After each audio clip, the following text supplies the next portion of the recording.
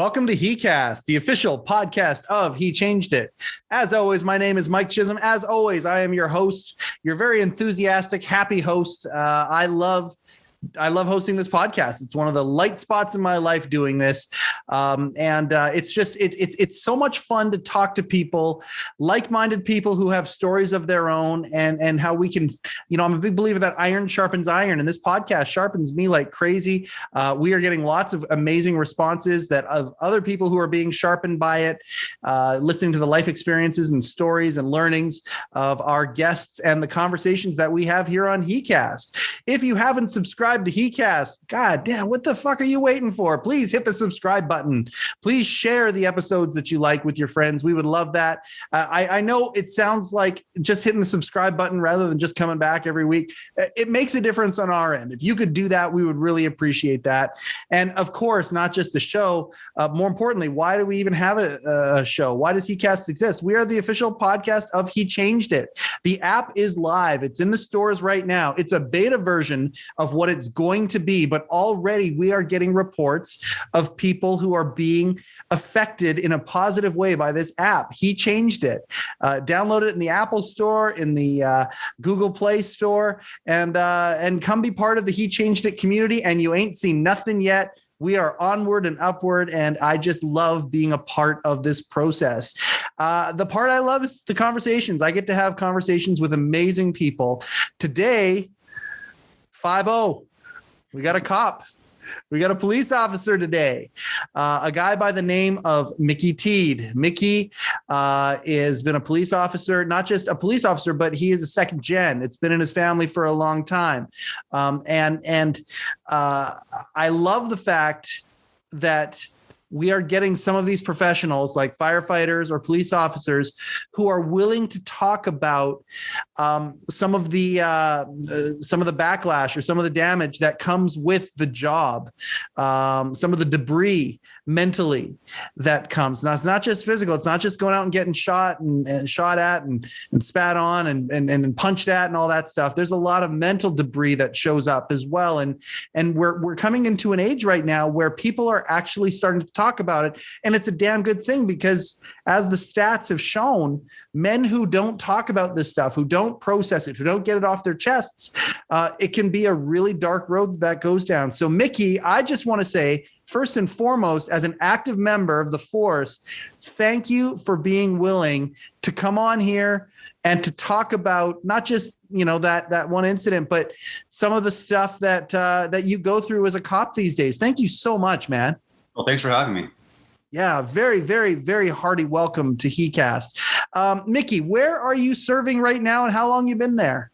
I am serving the city of Greater Sudbury here in Northern Ontario. Yep. It's 4 hours north of Toronto for those out west who don't know where Sudbury is. I don't think I would know either. So that's where I've been. I've been serving now for 7 years as a police officer, and then I've been involved with the police service for over 15 years. For 15 years. And then not only that, your dad, longstanding member of the force. Yeah, he served 30 years for the same service in Sudbury. And actually, my grandfather served as a military police officer in World War II. So oh, heavens. It runs in the family. It's in your blood, man. It's in my blood. It runs blue. Did you ever have a chance to serve with your dad? No, unfortunately. I didn't want to be a police officer. I'll tell you straight out. I saw my dad go through what he went through, sleepless nights, stress, missing birthdays, hockey games. I didn't want to be a police officer. I went to school for theater. I wanted to be an actor. So wow. Just by happenstance, my wife, I met my wife in doing a play, a musical. Of course, she played Evita in Evita. Oh, wow. I played some minor jazz lounge singer guy. And anyways, we met, fell in love, married, moved to Ottawa for her master's in music. We wanted to come back home. I needed a job, and I got a job with the police service. So that's how my start in policing came about. I started as a transcriber in the records department, and I fell in love with policing.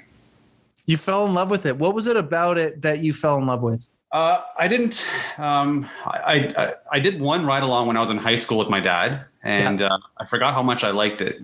It's a long story about my life that I won't get into here. It's basically, to shorten the story, I was born with a disability. So my right leg was 1.5 inches shorter than my left leg. Oh. So I had no hip joint. So that caused me to be a terrible hockey player because I couldn't really stop. I had to go in a semicircle. By the way, I'm just going to stop you right there. That's a very Canadian thing to say. It didn't stop you from being a hockey player. No. It just stopped you from being a good hockey player. Exactly. That's funny. So I wasn't able, by the age of 30, I wasn't able to walk from here to, at the end of my driveway without having to sit down. I was out of cartilage in my hip. I was in pain. I got a total hip replacement, and that actually allowed me to become a police officer. I was able to do the physical stuff I wasn't able to do before. So, wow, being a police officer, great, but how freeing was that? Like, I mean, it's suddenly like halfway through life, you're suddenly walking in high definition. That's pretty crazy. That's a great way to put it. High definition. Yeah, I finally I was in color TV. I'm finally not limping for the first time in my life. I walk without a limp. So wow. It totally changed my life, and to this day it still does. And that operation gave me a new lease on life for sure.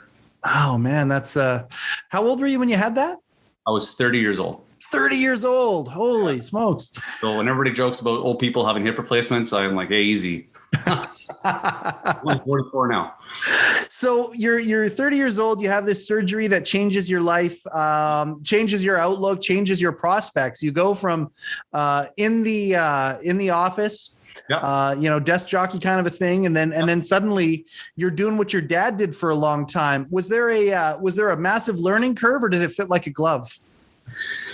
That's a really good question. I want to say it fit like a glove. I kind of knew what was coming, although, and I'm sorry, I didn't answer your last question. I wasn't able to serve with my dad. He actually retired just prior to me getting on with the service. He taught at police college, and then I missed that. But anyways, wow. It did feel like a glove because I kind of knew what was coming. I'd seen the office side of it. I knew what kind of calls were expected. The interview questions were easier for me because I knew, how to answer them because I typed all the reports. But yeah. The way I saw my dad deal with things wasn't how we deal with them now, right? There's a totally different aspect of policing that wasn't there 30 years ago. Well, and I want to talk a little bit about that before we get into anything else. I want to talk about that because, I think about, I've known some police officers in my life, and I think about what our brothers and sisters down south in the United States are going through right now. And there's some growing pains or birthing pains or culture pains. I don't even know what you want to call them. But there's a lot of polarization that's happening out there. And I'm very curious, as you say, the way things were done versus the way things are done now. Maybe speak to that a little bit. And is some of that polarization that's happening down south, is that coming up over the border as well? It's been a trying time to be a police officer these past couple of years, and that's affected my mental wellness for about a year. It really affected me when this whole Derek Chauvin thing happened in Minnesota. Yeah. Is it polarizing? It can be. There are definitely some people who don't, I don't want to say respect police officers, or they just don't have that. There's a definite lack of respect, I guess, for the job that we do, more so now than it was before. And when I can't speak to what before. What I observed before was more, let's get the job done, throw the guy in cuffs, bring him to jail. Now it's a lot more. We talk a lot more, right? It's a lot more communication. And that's what I'm trained to do. I want to de-escalate the situation. I don't want to go hands-on with somebody. I'm there to try to calm the situation down and get the situation resolved without any type of use of force.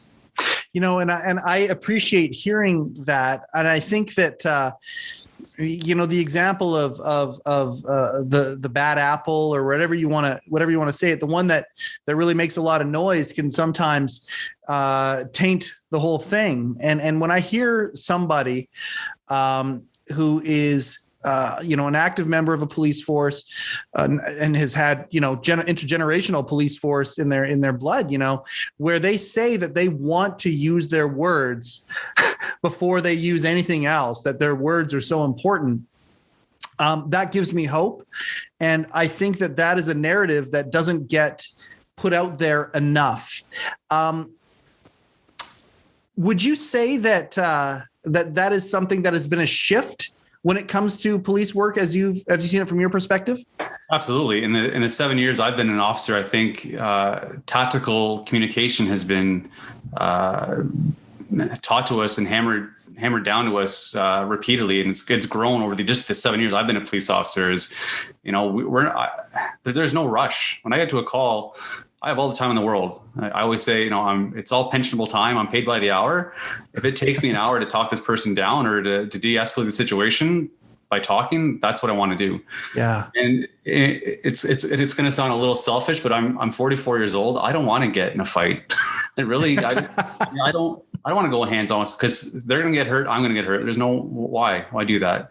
If I can talk the situation down, it's a lot easier. It's better for both of us. That's at least, and that's kind of the messaging. If you look at our use of force model across Canada, and it's the first line, the first circular outside line is tactical communication. So that's what we're supposed to do. And I think from my experience, we all do it really, really well. Well, and here's that other part, you talk about how you're 44 years old. You're not looking for a fight, and I appreciate that candor, and I appreciate the little tongue in cheek with that. I think the perception for many people when they think about the police is that you've got attitudes that are the exact opposite of that. People who are itching for it and they're waiting for it. And I think that's where, the public and the police need to come together with a common understanding of what the police do and what they don't do, and what they sometimes have to do. And I appreciate the fact that you're a guy who is coming from a place of, no, I want tactical conversation. I want talking. I want to make sure that we give our words the best chance, but we also live in the real world. And at the end of the day, that's not what happens many times. And you're the guy who comes in many times, the first line of defense who comes in, or the first reaction to who comes into situations that are heinous. They're heinous situations, and you're the guy who gets thrown into them first thing. Yeah, you want to use your words, but sometimes you run into situations where that is just not even an option, and you have a split second to make that distinction. God damn. I mean, how do you guys recruit people? That just seems like an impossible task. Well, and it is. You throw that on the job, those split second decisions. You throw the fact that we're always on video. I guarantee you, any call I go to, I'm going to tell you right now that I'm going to have at least one or two cell phones pointed at my direction. Even if it's just a nothing call, I'm going to be recorded. So throw that on top of it.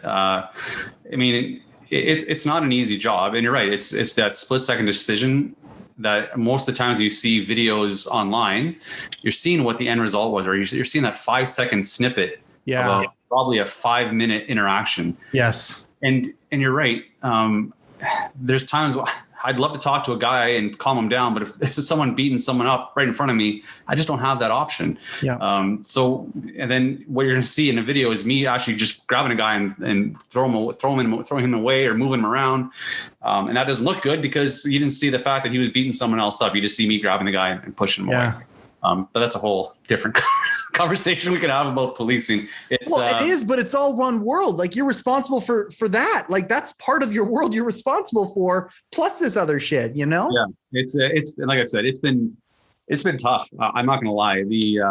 I talked to a therapist about over a year ago now, about a year and a half ago, when this first, like I said, the Derek Chauvin thing first happened, and this whole anti-police movement was happening, and it was really getting to me because it's a profession I believe in. I can tell you honestly that all the men and women I work with are great people, and of course some people, we make mistakes and it's deflating because that's the first thing that gets publicized in the paper or TV when one of us makes a mistake, and then it's whatever, we should know better. But anyways, it's deflating, and it was getting to me. It was hard to swallow. It was, a profession that my grandfather, my dad have been involved in, now me, and a profession I find really honorable, and to be sneered at is, it used to be a proud thing to say, hey, I'm a police officer. Now I don't like, I have to be really cautious of who I say that to. Oh, that's a heartbreaking. What you just said there is heartbreaking. Cause you've seen that in your lifetime. To say that, never mind to say, oh, my dad used to say that back in the day and now it's just a different, but you've actually seen the shift in your time on the force. And that's a heartbreaking thing to hear, especially when you consider many times you are putting your life on the line. Right. Yeah, it is. And that was the hard part for me, is and the person that's yelling at me saying, whatever, we don't like you, we hate you, go away. But then if someone pulls a knife on them or goes to shoot them, I'm the first person that's going to stop that threat. So, or someone steals their bike, right. They're ready to be loudmouth or whatever, but then someone stole their $2,000 mountain bike. Well, why the hell aren't you doing anything? Yes, It's a no-win situation. I get it. And not everybody's like that. Sure. But it's been a tough couple of years, but it's definitely getting better. And I want to talk about that a little bit too. God, there's so many places that we can go with this. And I know that what HeChangedIt is and what it is that we're doing. And I just think it's so amazing that you're willing to talk to us about this stuff. I want to ask you a question about the therapist that you were seeing, when this stuff started. Now, my first question to you is there a generation gap with you and your dad? Is your dad a guy that could be kind of your first therapist, where you could go to him with this kind of stuff? Or would he look at that and, because of the generation that he was a police officer, kind of go, oh, no, we don't talk about that stuff. And we just bury that stuff. I'm extremely blessed to say that my dad is my best friend. So, You're gonna make me cry. Oh, I saw my dad. I saw my dad deal with stress on the job, and it wasn't no fault of his own. He had to deal with it himself, right? He didn't go talk to anybody. That's just, and you're right. That's how they dealt with it. They, maybe they got a case of beer and they all sat around and talked and had a few beers and they got over it and suck it up. And he knows that that's not the way to deal with it. And when the incident that I developed PTSD over occurred, he was the first, when he found out what happened, he called me and we talked about it, and he was very reassuring, and he's been nothing but supportive. But there is a generational gap for sure. And I with some of the retirees, you can tell a lot of them are very supportive, but there are some that, and it's still not even generational. There's still some guys at work that, kind of suck it up. Let's lace up your boots. Let's go. They bury it. You bury it for sure. Before we get to the actual incident, I want to set the table a little bit here. At the end of the day, you see some shit that normal humans just don't see. Right. You see, and it to the point where it becomes almost commonplace and almost predictable in many situations. It's funny how human nature is. You see it from a predictable standpoint in a very grisly situation that most humans just simply don't have the bandwidth to even understand, because you see human behavior at its worst many times, and you see the patterns many times. The incident that we're going to talk about is something that broke out of that, and we're not going to get specific about the incident so much, but we can kind of have a general chat about it. Let me ask you this: is the normal of seeing some of these situations and being able to kind of just cope with it and ride with it, that in itself would have to leave scars, wouldn't it? Or do you have training as to how that becomes part of your everyday life? This is the whole reason why I'm glad I'm talking on this podcast. Is we get about, I think it's either an hour and a half or 3 hours, and I don't remember, of training It's called Road to Mental Readiness. That's the training they give us here in Ontario regarding mental health and checking in and what zone you're in. Are you in the red zone, which is really bad, critical, yellow, not so good, green, very good. And there's different questions or different symptoms you could be having. So you're supposed to check in on yourself and see how this is, which is great. And I'm on. How often does that happen? Can you say that again? You should be doing that all the time. Okay. Okay. Like, hey, where am I right now? Am I in this? What zone am I in? So you're right. We see a lot of shit that we that no one's supposed to see. I can't even count how many sudden deaths I've seen. I can't even tell you how many people I've seen that have committed suicide. And that's not to mention the fact that you're dealing with people that abuse their spouses or sexually assault people, child pornography. And the constant, for me, it's the constantly being lied to. I mean, how many beers did you have tonight? Just one. Well, I mean, it's always just one beer, and they always blow a fail. And then, or it's the, it's a wide, and it's the stuff you kind of just gloss over, and you're right. You just kind of bury it.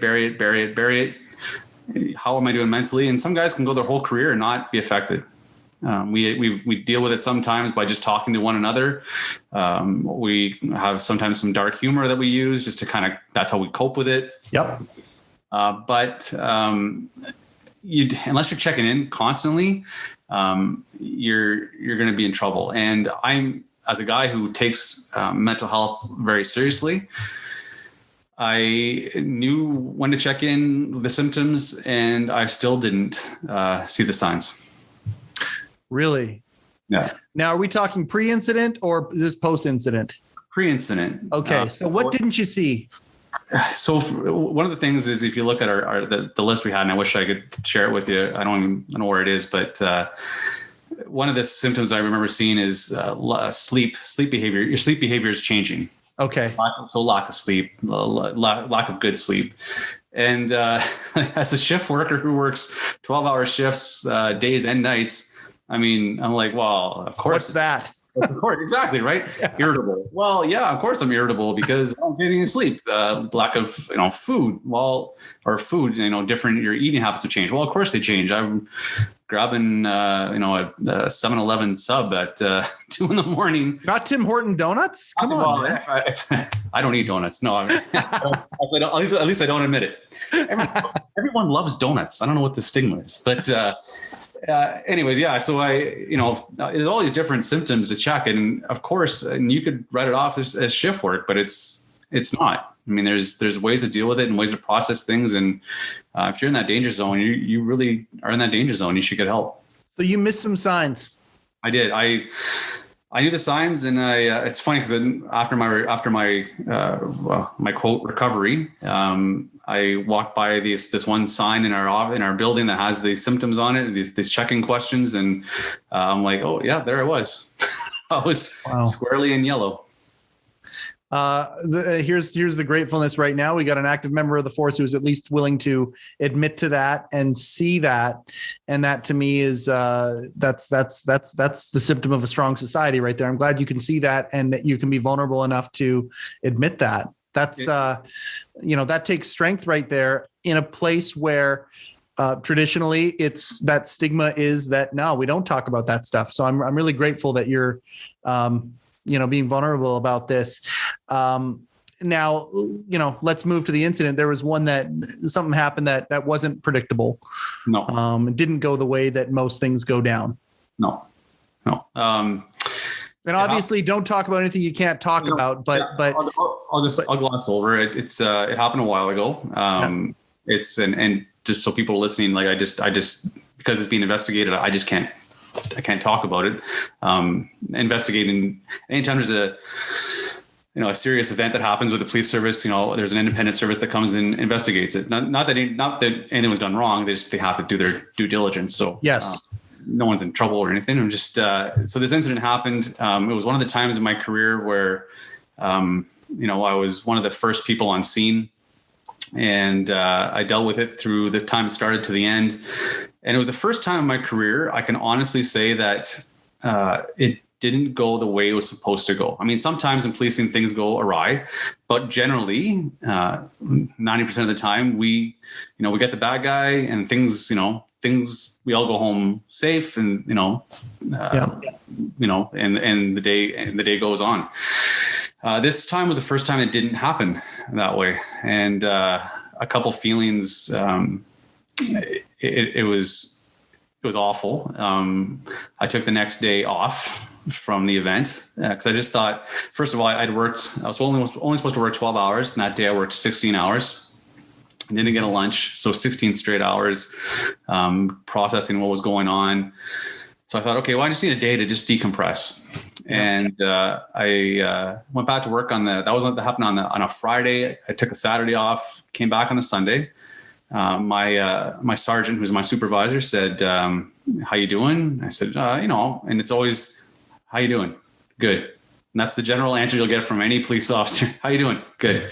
And before you keep going, HeChangedIt has built an entire campaign. And I mean, we're small right now, so we'll probably rehash that campaign. Yeah. But the entire campaign is called How You Doing? And the thing is, to be mindful, like the whole goal of it is to not just say how you doing to somebody, but to actually go delve deeper so we can be mindful to do that. So that's just not a police thing. That's a man thing. That's something that we just gloss over and do that. Now, my question for you though, is when the sergeant said that to you that day, were they saying that knowing what you went through 2 days before, saying, hey man, how are you doing? Or was it? He did. Yeah, absolutely. He knew exactly. He knew what happened. I had gotten that the night of the event. I had gotten some texts from some coworkers and some people on the peer support team just to check in and say, how you doing? How you doing? And I was good. I knew I wasn't good. I told them I wasn't not in a great place right now, but I'm sure I'm just going to deal with it. And, I'll talk to someone when I need to talk to somebody. Yeah. So my sergeant on Sunday said, you know what? This is a traumatic event. You should fill out these WSIB forms just in case. And I said, come on, really? I'm good. I'm back at work. I'm fine. And then that was on the Sunday. I think Monday night is when I got my first nightmare about the event. Tuesday, didn't sleep very much. It was okay Thursday. Went back to work on the Friday. Worked Friday, Saturday. I actually passed by the place where the event took place when I was driving my cruiser. And I all of a sudden got a rush of adrenaline. Just this, I can't even explain it. Just a heart racing, that tickle in the back of your throat. Yep. And I thought at that moment, I know that something's not right. This has never happened before. I've gone by buildings where I've seen people have been dead, or incidents, car accidents, roads, but passing by this one specific location, and I got a little upset, I guess is the best way to put it. Someone had triggered. Is triggered the right word? Yeah, thank you. Yes, that's the word I was looking for. Triggered. Okay. I was definitely triggered. Someone had put flowers nearby where this event took place, and that's what triggered me. Wow. And so I thought, whatever, I'll be okay. Monday, I went to see the doctor, and it was just a walk-in clinic. My family doctor wasn't available, so I go to a walk-in clinic, and it's actually not an intern, but a doctor that's in training. Yep. Whatever. Grey's Anatomy doctor that's in training. Sure. Yeah. They come and talk to me, and why? What are you here for? And I said, I'm here because I need to get these forms filled out. Here are my WSIB forms. And okay, well, what happened? And I tell them what happened, and then I just start crying. Yeah. And I thought, this is wrong. I've never cried over a call before. And he says, I just see him write on the paper PTSD. Automatically.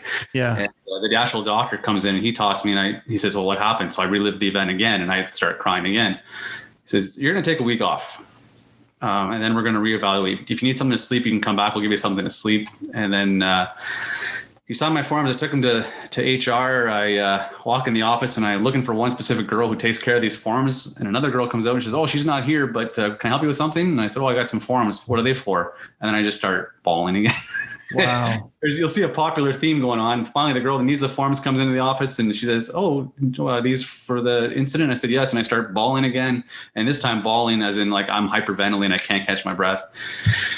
And just to put it in perspective for our listeners, how long ago are we talking at this point? How many years ago? Oh, this happened? Yeah. The event, this happened about 2 months ago. Okay. 2 months ago. Okay. Yeah. So we're 2 months out. Yeah. And you're able to talk to me, over Zoom on a podcast, and you can say the incident without you having to emotionally cope with it by letting go with tears. So we get better. Yeah, we do. Absolutely. 100%. Okay. It went from that same night, crying for no reason at the dinner table with my wife, having dinner. Yeah. To my dad calling me the next day and almost crying and getting that that sensation again, that hypervigilance, that heart palpitation, the tickle in the back of the throat, the adrenaline rush. To now, I can talk about the actual incident to whoever I need to, and not relive the events. Not they're processed now. Is what my therapist says. They're now processed, and they won't come back to the surface. So when you talk about reliving the events, it's like your body is reacting to the event. It's not like you're seeing the event over and over and over again, though, right? Like it's a little tricky in that regard. Whereas your body's reliving the event, even though you're just sitting there trying to hand a gal some forms, you're not seeing the whole thing in front of you, though, not right? No, I'm not getting pictures in my head. That was the nightmares I'd have. I would have nightmares of the scene, the aftermath. I would have nightmares of that. Yep. But no, if I get that, just even seeing the incident, the place where it happened, I would get that, that adrenaline, that heart palpitation, that the triggering. That's what talking about the event would trigger me. And now, after some long therapy sessions, I can process it. I haven't had a nightmare in over a month, so 2 months, I guess. So we do get better. Well, I'm really grateful to say, and that was actually when I said years. It was funny. I thought it was. I had in my head not a couple months, that it was a couple years ago, and just the way that you are retelling it made it seem like, okay, a lot of time has passed. Yeah. And I got to tell you, I'm impressed and grateful that you're able to even say as much as you're saying right now. Right. With the tact and the composure and the analytics that you're able to kind of logically discuss this and share it with other people. Like, dude, congratulations on dealing with this and moving forward. Like that's awesome, Mickey. I appreciate that. It's such this therapist. I mean, I saw one before just to kind of, let me just restart that. I saw a therapist prior to this whole incident, a behavioral cognitive therapist, very good, great, talking through issues. And it was kind of more like a check-in, right? How am I doing in life and coping with stuff. But this therapist, psychiatrist I just saw, uses rapid eye movement therapy. And really, how's that work? It really freaked me out at first. It's so I do it. So I'm a field sobriety officer. So if I catch someone who's impaired, I believe is impaired by drugs, we do like a roadside, follow my finger, see your eye movement, and then we do a series of step toe touch. I'm sure you've seen the American traffic stops, right? It's when police doing traffic stop, they do a series of tests. Tiger Woods, if you ever want to see a good one, watch the Tiger Woods YouTube video and you get stopped for swerving over the line. And right. That's the kind of test I do. Anyways. Okay. The test I do is follow my finger so I can see the rapid eye movement. So we're about to take this to the next level. Yeah. So he's like, so then I go and I sit down with him. He's like, hey, I want you to relive the events, picture the event. Okay. And scale of 1 to 10, how is this affecting you? And I'm saying, okay, well, I'm at a 12 right now because I can feel my heart rate just started going. Okay. And he said, and he does this thing where you follow his finger back and forth, and you're still thinking about the event. And then I'll ask you again, where are you now? Okay. Well, I'm at a scale of 1 to 10. I don't know. I'm at an 8, and he'll just do it over and over again. And I did this for about, I guess, 2 months, month and a half. And it wasn't always the same specific part that really got to me. It would be a different part of the incident that got to me, but we'd go over it and over it. And that's how it processed. And now when I see him, we relive the event. I talk to him, and then where are you? We're okay. As you're talking about the event, where are you? I'm at a 1 or a 2. Perfect. So, that worked for me. I got very lucky. I've talked to some other officers who have PTSD and are still coping with PTSD. That doesn't always work for them. Right. Sometimes it's a little combination of cognitive therapy and that. Sometimes it just takes more time to process. I was extremely lucky. I got the right guy at the right time.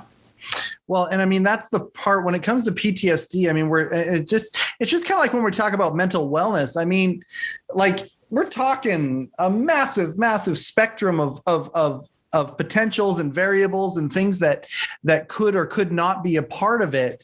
And you're kind of illustrating that what works for some doesn't work for others. But at the end of the day, we need to get to a place where, the victory in this is going to be being able to identify and admit that something's wrong, and then that'll help us figure out whatever course is to get right. That's right. The first step, and you hear this in therapy, the first step is admitting you have an issue, right? And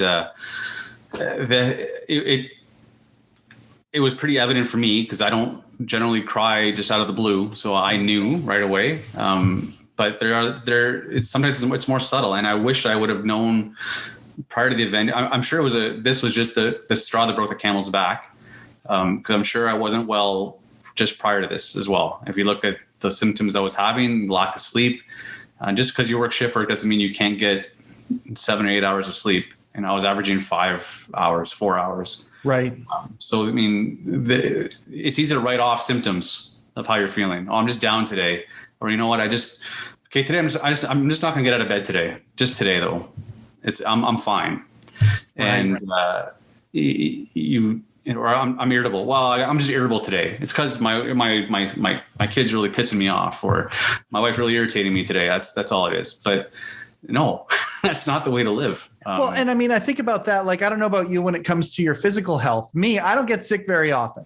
And when I do get sick, I turn into a little irritable little boy is what I turn into if it's 3 or 4 days of it, because I'm so not used to it. And, right. and when I know I'm sick, okay, I'm sick and whatever, but day one of being sick for me is never a day that I miss a beat. It's always that, oh, it'll be gone by tomorrow. I'm fine. Right. And I think that many times I take that same attitude when it comes to my mental health. Yep. And it's interesting. I'm being, as my ears just perked up very, very much when you said, oh, that's just, it's just one night. It's one day I'm irritable. Yeah. But at the end of the day, that could be sowing the seeds of a greater issue. Right. Right. And that's what I remember apologizing to my wife after this happened. I said, I've been a miserable SOB for, yep. I don't know how many months now because what I was dealing with. And it was a lot of different issues, obviously PTSD being one of them, but also, lack of sleep. Sleep's so important. One of the things my therapist really got me to concentrate on was getting proper sleep. And, since I've had that, I can honestly say that, my mind's clearer. I'm in a better mood most of the time now, at least I think I am. Maybe if you ask my wife, it would be a different story.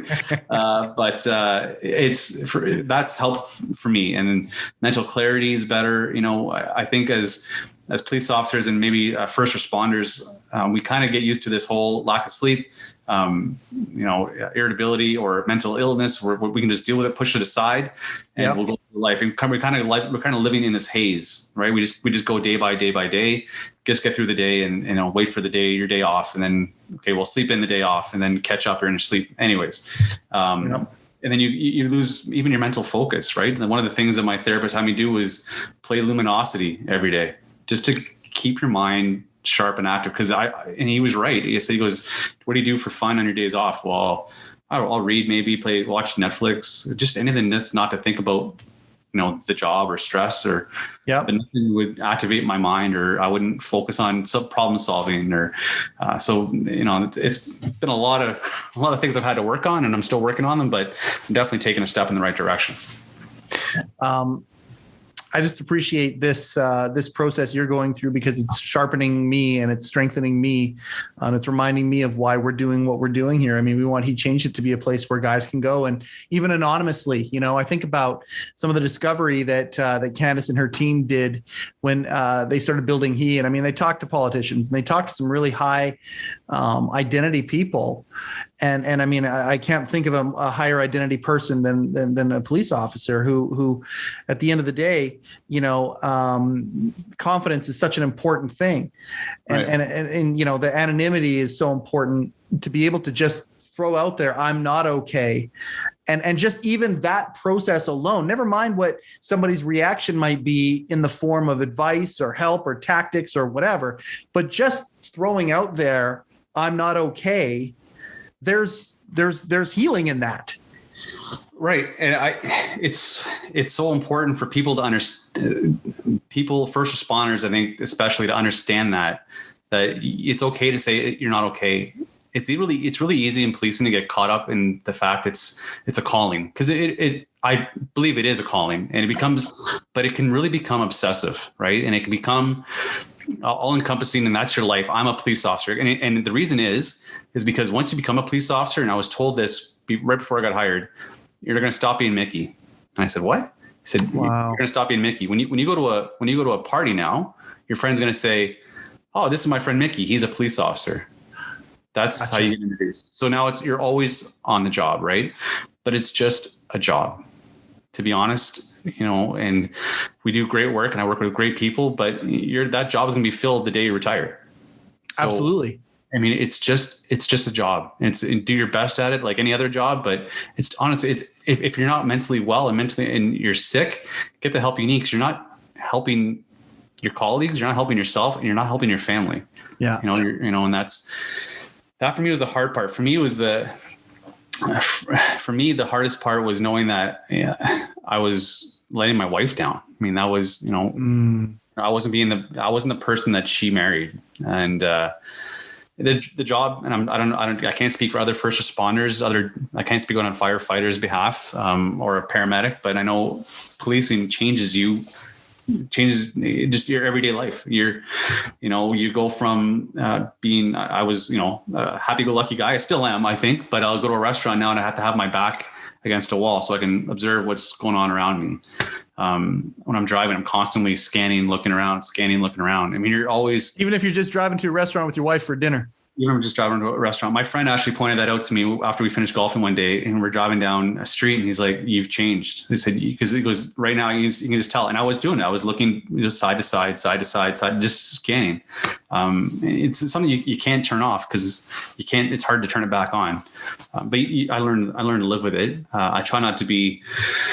When I'm off now, I'm off. I don't look at my work cell phone anymore. I try to avoid policing videos on Facebook. I just, when I'm at work, and I do the best job possible. And I love serving my community.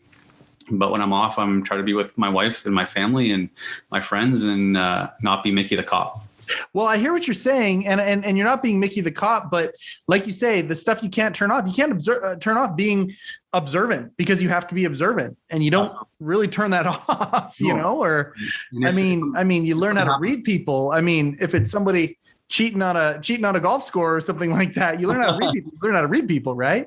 And you're still bound by, the Police Services Act to, if something happens while you're off duty, you're still bound to do something. So, right. And it's happened where I've been off duty and something's happened and I've had to step in, and I don't mind that. I guess I can't shut everything. I can't shut it all off, but I try to be the most present, just Mickey, as I can be. Yeah. I can't tell you how beautiful it is to have this point of view, just in a conversation for all of our viewers and listeners to be a part of here. I'm going to ask you if there's one or two things that you wish that the public knew, or a misconception that's out there, or I don't know, if you had the ability to get one message out there to people, or two messages out there, what would they be, Mickey? One, I guess if it was policing wise, I would say, we're all human. We bleed the same as everybody else. We make mistakes, just like everybody else. But when we're working, we have to be that authoritative person. It's not always the nicest person to be around, but we have to be that person who's in charge. Mm-hmm. That's the policing side of it. But just know that we're always approachable, right? You're still a human. We're still a human. Yeah. The second thing, just as a person, is, checking on yourself. I mean, you said it, you made a great example. When you're sick, you have a cold, a physical ailment, a virus, you know, when you start getting that scratchy back of the throat or that sniffles, you're like, oh, here it comes.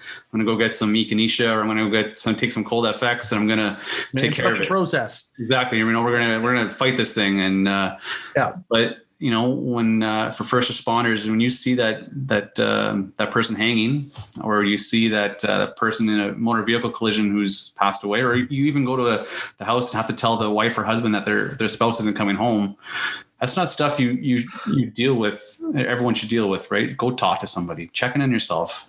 Are you getting enough sleep? Are you eating properly? Just ask your spouse, ask your friends, how, you know, honestly, how have I been, and get an honest answer, and be honest with yourself. Get the help you need.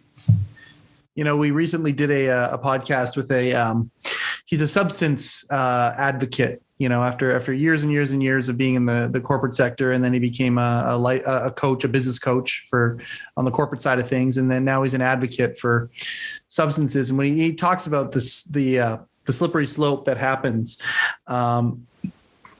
to men in particular, because these stats are overwhelmingly men. And he talks about how we live in these little, the word that I use all the time is silos. We live in these silos and we don't check in. And when I hear that you actually have it put into your face at your job to check in, and you're actually encouraged to do so. But when I think about the legions of people who have workplaces or relationships where they're not encouraged to do so, it has a different meaning. And I just, it's ironic in a sense, because you've got all these people who are maybe, have this opinion about policing, you know, in 2021, in the 2020s. And yet at the same time, you walk in there every day and you're saying, check in, check in, check in. This coach that I was talking to, that was his thing. You need to learn to check in with yourself. And that's the kind of what HeChangedIt is trying to do. We're trying to shake men into a place of getting out of that autopilot mode, so they can check in with themselves. It's the healthiest thing that you can do. And sometimes there are some hard things that you have to admit or go through, but the other side is so worth it. And the consequences of not doing it can be so dire. And I just look at you or other first responders, and you guys basically see that with a magnifying glass. And it's just, it blows me away what you have to do as a job, Mickey. And I just, the message that you're talking about here is the message that every man needs to hear. Right. And I cannot thank you enough for opening up and being vulnerable and talking about this stuff. You're welcome. It doesn't have to be, and for me, it doesn't have to be this, it doesn't have to be a huge event, right? It doesn't have to be that one call that's crazy. This happened. It's nuts. It could be a series of events. I mean, it doesn't have to, you know, and it's not, when I say, sorry, I don't mean to interrupt your thoughts here, but you're not, no. It doesn't have to be dramatic. Is what I'm trying to say. It doesn't have to check in yourself. Doesn't mean you have to have gone through, like you were at the point of killing yourself. It doesn't have to be that, right? It could just be, you know, geez, I haven't slept really well in a week. I wonder what that's about. You know, go talk to someone. It doesn't have to be a therapist right away. It can be anybody. Just talk to someone. But we, like I said, we do it when we get a cold. But crazy things happen. We witness something nuts, and we don't think of checking in. I appreciate that you've checked in with us today, and you're really eloquent in how you shared your story, and I appreciate that so much. I told you time is slippery, and it's going to go by real quick. You know, I know that how much you appreciate what the team at HeChangedIt is doing. And when I just maybe if you want to just talk about your impressions of HeChangedIt and whatnot, and then we'll adjourn. I would love if you would be willing to come on in the future, especially if there's a policeman's point of view or a cop's point of view on things that we want to go and I just appreciate you so much. HeChangedIt just really, really loves what it is that you're all about, man. I appreciate it. And I didn't know anything about HeChangedIt until a friend of mine on Facebook saw my story that I posted. And she said, I think Candace might be interested in talking to you. Yeah. And it was great. I have you have a huge supporter is what I'm trying to say in me for this app and what you guys are trying to do. I think even living through the process and seeing how not even just, I don't know how to say this, not even with trying to check in on yourself, but how you talk to other people, I think is important. How did I was off on light, what's called light duty. So I was on a desk job for a bit. Yeah. And the first thing people say to you is, why are you hurt? And they're always expecting like, oh, I pulled my hamstring or I pulled my Achilles, but no, mentally I'm not well. And they're like, okay. And they run out of the office as fast as possible. And if I said my hamstring, well, they'd still joke around with me and say, oh, I pulled my hamstring too. I don't see why it's such a stigma. So the fact that you guys are bringing this to the forefront and saying it's okay to talk about this, especially guys, because we have this stupid testosterone thing and we got to hide it and bury it and we're fine.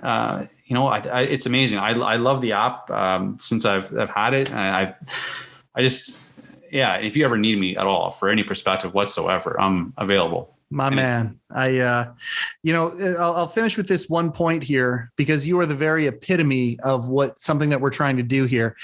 We have big aspirations. One of the things that we're trying to do is we want to be a thought leader in the world. Like we want to be gigantic. And one of the things that we want to do, we want to have so much, positive light in this world is we want to take back a phrase. And the phrase we want to take back is man up. We want to take away the old connotations of what man up might be. And your dad might be able to identify with that when he was on the force back in the day, what manning up was back then, and we want to take that phrase, we want to remix it a little bit and we want to turn it into what manning up actually is recognizing what's going on and taking responsibility for what's going on in the right way to fix things the right way. Mickey, you, sir, are the very definition of what we want to see man up being. Thank you. I appreciate that. No, it's very much the truth. I think you guys will be successful. Thank you. We appreciate that so much. They go by that fast, everybody. It's the fastest moment of my day, 45 minutes, an hour, whatever. It's literally the fastest. It's like we go into a time machine when we do these things. That time gets so slippery. I appreciate this opportunity to do this so much. It's my favorite part of my week is hosting these episodes, and especially hearing stories like Mickey and what other guys are going through and the example that we can be for each other. I hope that you can be that for somebody, or if you need somebody to be that for you, you find that person, you find that whatever it is, maybe it's the HeChangedIt app in the community in there, download the app, check us out, share us. And we want to grow this thing. That's it right there. And that includes the podcast too. Subscribe, hit that button. Why don't you hit that button? Don't just wait for it every week. Hit the button. It makes a difference. That's another episode of heCast, the official podcast of HeChangedIt. My name is Mike Chisholm. Go change something.